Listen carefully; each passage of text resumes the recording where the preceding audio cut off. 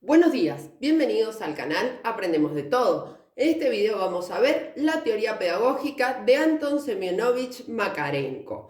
Vamos a comenzar con una pequeña biografía, luego las bases de la teoría, los principios psicológicos y axiológicos y el papel del docente, el alumno y la escuela según este enfoque. Luego la aplicación teórica y las críticas que recibió esta teoría pedagógica.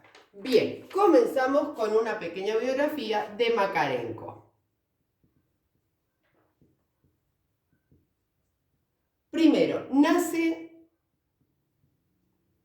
en 1888, muere en 1939. Fue pedagogo, escritor. Entre las numerosas obras que escribe, hay una muy importante que es Poema Pedagógico. Pedagogo, escritor. Les pongo acá la obra más importante, Poema Pedagógico. Luego, hay algo muy importante que hizo. Fue director de una colonia educativa llamada Gorki, donde asistían niños sin padres y con mala conducta. Es donde él desarrolla esta teoría, ¿sí? Director de la colonia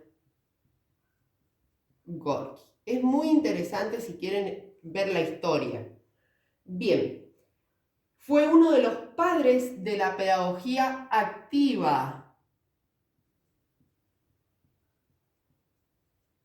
De la pedagogía activa. Y educó para la sociedad, es decir, tenía un enfoque comunista. Educación para la sociedad. Comunista, o sea, no estaba de acuerdo con el individualismo del niño. ¿Cuáles son los tres factores que marcan la teoría? En primer lugar, el contexto social. O sea, esto va a marcar la educación de un niño, la economía y los gustos e intereses. ¿Cómo se va a trabajar esto? Dice que es un proceso que se produce con esfuerzo y disciplina. La educación es un proceso que se produce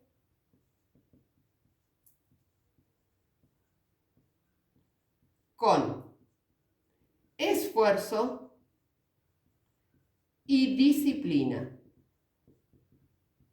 mediante una experiencia social verdadera para la formación de un hombre nuevo. Experiencia social verdadera. O sea, más allá del contenido, para la formación de un hombre nuevo. ¿Por qué habla de hombre nuevo? Recordemos que él, cuando se desempeña en la colonia, había muchos adolescentes con malas conductas o hábitos, ¿sí? Bien, vamos a ver los tres principios base de la teoría, si me dan un segundo. Recuerden que en el canal tienen otros autores referidos a la educación, como Piaget, Vygotsky, Ausubel. Tienen muchos temas de didáctica.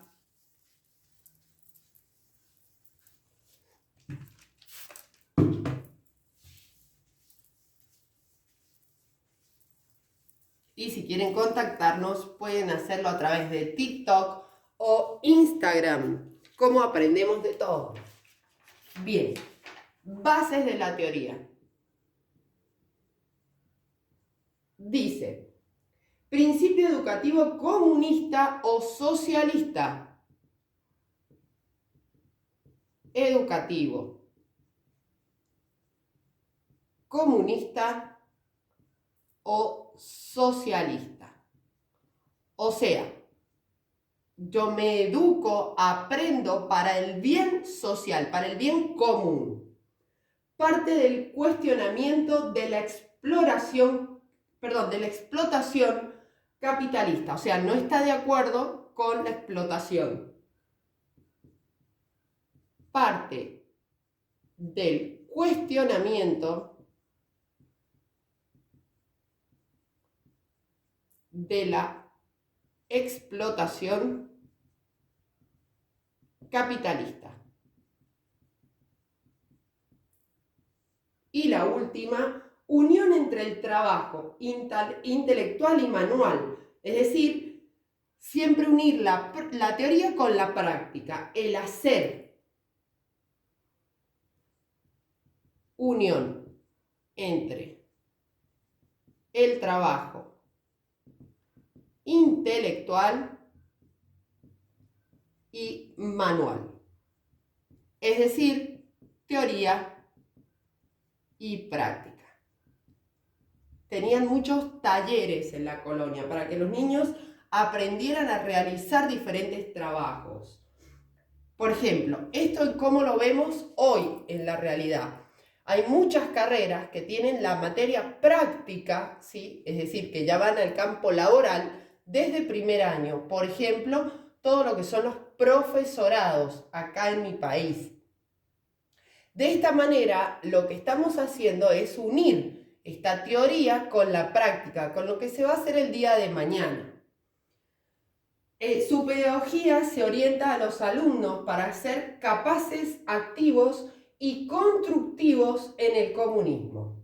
La ideología política es el credo del pedagogo. Recordemos que la enseñanza siempre es subjetiva, ¿sí? Por lo tanto, él decía que si el pedagogo, el docente, tenía claro los valores comunistas, iba a poder enseñar en el comunismo, ¿sí?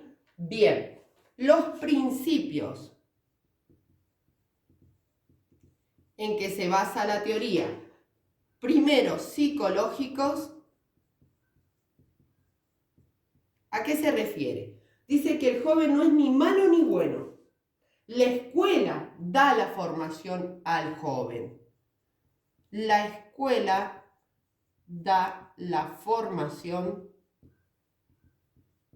al joven.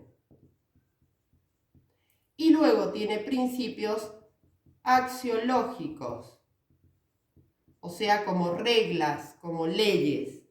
El joven debe desarrollar actividades.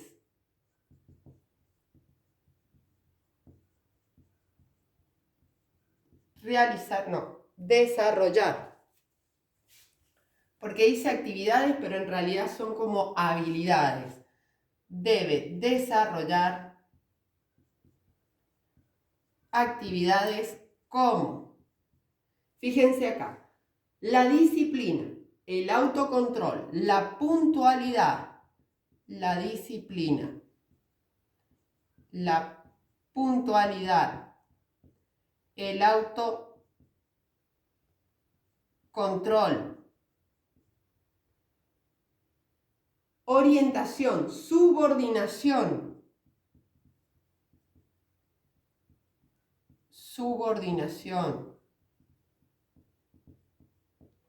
autoorganización y capacidad de mando.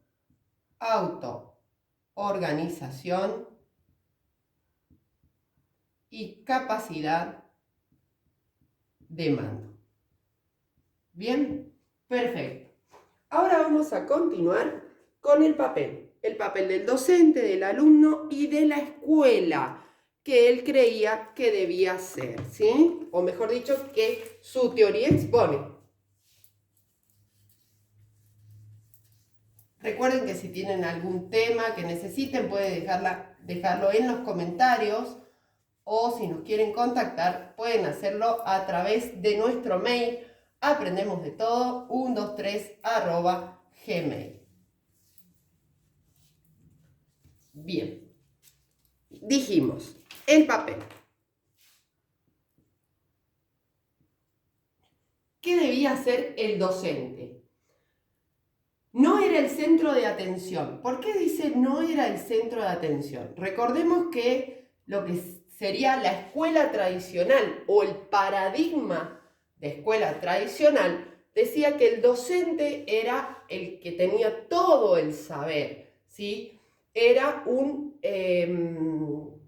no me va a salir la palabra. Era vertical la educación, es decir, él sabía y los alumnos solo tenían que escuchar. Magistrocentrismo, la escuela de antes, ¿sí? Él dice, no, el docente ya no sabe todo, no es el centro de atención, sino el alumno. Por eso es uno de los padres de la pedagogía activa. No era el centro de atención, sino el alumno. Era auxiliar que da las herramientas para llegar al conocimiento. Auxiliar que da las herramientas para llegar al conocimiento. Vemos acá como un enfoque constructivista, ¿no? Auxiliar, guía. Bien, el papel del alumno, principalmente activo en su aprendizaje, participativo,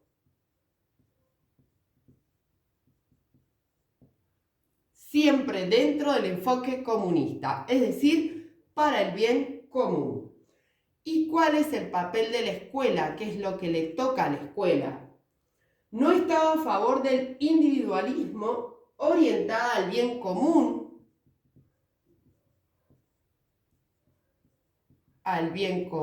o sea, desarrollo habilidades para el grupo, para la sociedad y formar hombres de bien. Hombres de bien. Tanto en lo que sea contenidos, lo manual, o sea, lo práctico, pero también incluía la moral y la ética. ¿Cuál es la aplicación de esta teoría? Dice lo siguiente: en la colectividad o sociedad, tareas colaborativas.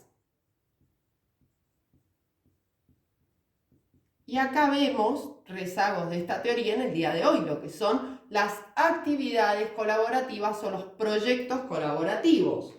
Él puntualizaba el respeto, ¿sí? Y el trabajo. Es la otra aplicación desde la teoría a la práctica mediante la experiencia real. Desde la teoría a la práctica desde la experiencia real. Bien. Y finalmente, ¿cuál fue la crítica más importante a esta teoría? Que no educa a hombres libres, ¿sí? Como les decía, siempre dentro del socialismo, el comunismo, la crítica más fuerte que recibió es que no educaba para la libertad individual, sino todo para el bien común de la sociedad. Bien, si te sirvió el video, regálame un me gusta, suscríbete, no te olvides de comentar y si es de tu utilidad, puedes regalarnos o donarnos un café. Muchas gracias.